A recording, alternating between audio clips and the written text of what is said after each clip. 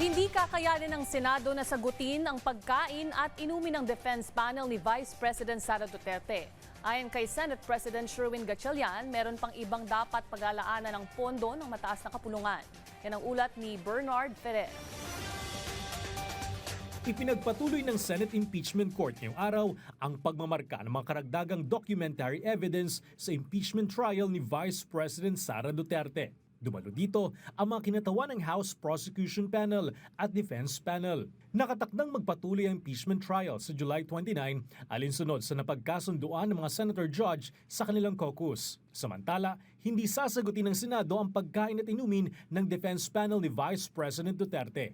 We cannot afford it, in short, no? Because we will have to rent space in PICC. Nauna nang humiling ang Vice Presidente na sagutin ng Senado ang pagkain at inumin ng kanyang mga staff at legal counsel batay sa kanilang napiling catering service. Gayunman, sinabi ni Senate President Sherwin Gatchalian na hindi pa siya formal na nakakatugon sa liham ng Vice Presidente. Ipiniliwanag din ni Gatchalian na dahil ginagamit ang impeachment trial ang ilang mga silid sa Senado, maaaring umupa sila sa Philippine International Convention Center o PICC para sa pagdinig sa 2027 proposed national budget.